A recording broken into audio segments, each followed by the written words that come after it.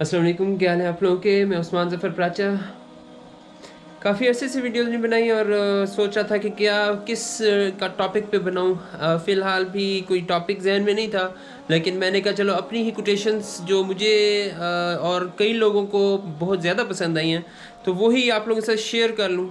तो मेरी कुछ कोटेशंस हैं जो मैं आप लोगों के साथ अब शेयर करने लगा हूँ। इसमें पहली है जो अभी मैंने सामने रखी है, उसमें ये है कि एक दफ़ा मैंने पढ़ा कि दुनिया की खूबसूरत हकीकतें आंखों से नहीं बल्कि दिल से महसूस की जाती हैं। और फिर मुझे अल्लाह की याद आई।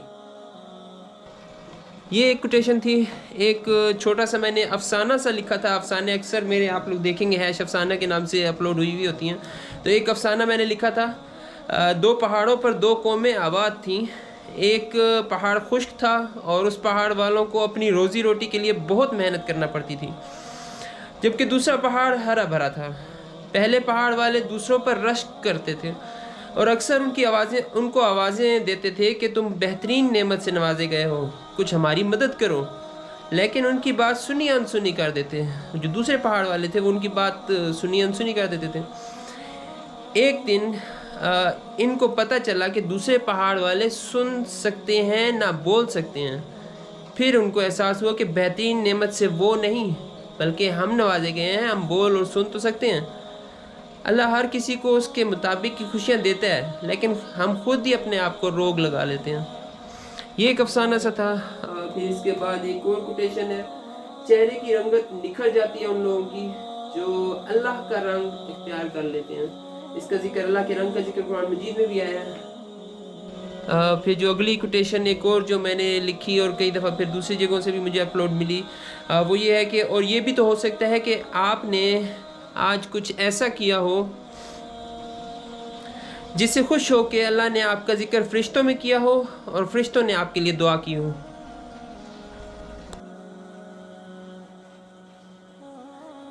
फिर अगली एक और कोटेशन।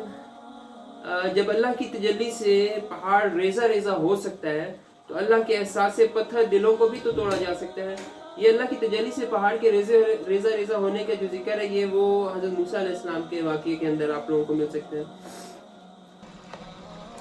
फिर नेक्स्ट अगली कोटेशन वो ये है कि एक खूबसूरत दिल वाले मुसलमान से मुलाकात बिल्कुल ऐसा एहसास रखती है जैसे आप किसी बचपन के दोस्त से मिले हों। कई दफ़ा ऐसा हुआ है। हम लोग तबलीगी जमात में गए हैं, उधर बड़े अच्छे किस्म के लोगों से मुलाकात होती है। ऐसा लगता है यार ये हमारे बचपन के दोस्त हैं। इतने खूबसूरत तरीके से उनसे मिलना हमारा होता है। फिर नेक्स्ट कोटेशन जो मैंने लिखी थी वो ये है कि इतने गुनाह ना करो कि मरने के बाद अपने रब से ज़िंदगी की इल्तिजा करो। ये आप लोग कुरान मजीद पढ़ेंगे तो आप लोग देखेंगे कि जो गुनाहगार लोग हैं वो क़यामत के अंदर अल्लाह ताला से इल्तिजा कर रहे होंगे कि हमें वापस भेज दे दुनिया में, फिर हम लोग नेकियां करके वापस आए यहाँ पे। हमें अल्लाह माफ़ करें। बहरहाल एक और नेक्स्ट कोटेशन। चीज़ें चाहे जितनी फ़ायदेमंद हों, उनकी अहमियत एक ख़ास हद तक ही होती है।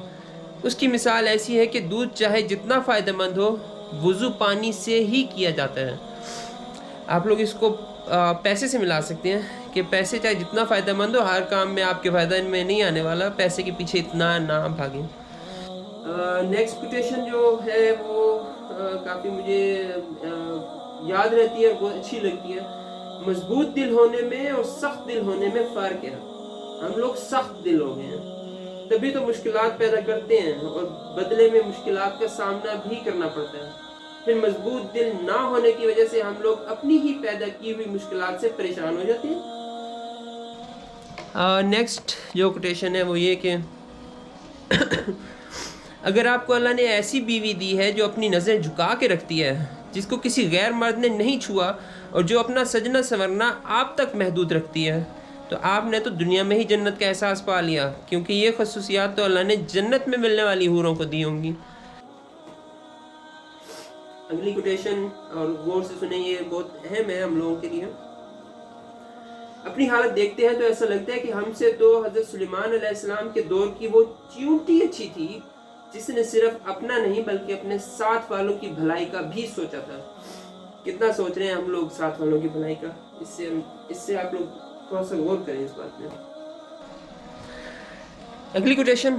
शैतान चाहे जितना भी चालाक बनता रहे, पत्थरों की मार बिल आखिर उसी को पड़ती है।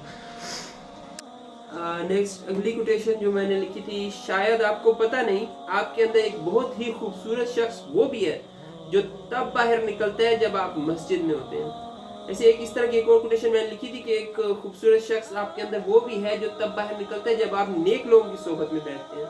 तो उससे कभी कभी उस शख्स से मिलते रहा करें। जो नेक लोगों की सोबत में बैठते हैं तो आपकी शख्सियत अंदर से निकलती है ना, उससे कभी कभी मिलते रहा करें। बहुत अच्छा है वो। और एक जो शेर शायराना अंदाज़ थोड़ा सा मैंने अपनाया था वो ये था कि ये कोटेशन और शायराना अंदाज में है, कितना मज़ा आए अगर हम सुने किसी नौजवान से, पढ़ने लगता हूँ तो पढ़ता जाता हूँ क्योंकि मोहब्बत है मुझे कुरान से।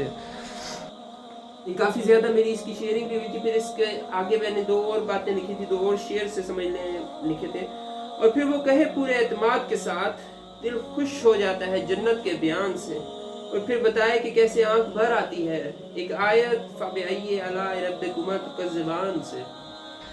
बहुत शुक्रिया। ये मेरी थोड़ी सी कोटेशंस। और आप लोग मुझे सपोर्ट कर सकते हैं, मेरा पैट्रियन पे अकाउंट है। और इसके अलावा आप लोग मुझे सपोर्ट कर सकते हैं, मेरी एक ऐप है कोर्स बाय उस्मान ज़फ़र बराचा, उसे डाउनलोड करके। और सबसे आखिर में सबसे अहम और सबसे आसान, मुझे मेरे माँ बाप, मेरी फैमिली, मेरे बहन भाई, इनके बच्चों को अपनी दुआओं में याद रखें। ये बहुत अहम और बहुत आसान होगा और हमें आप लोगों की दुआ की ज़रूरत है।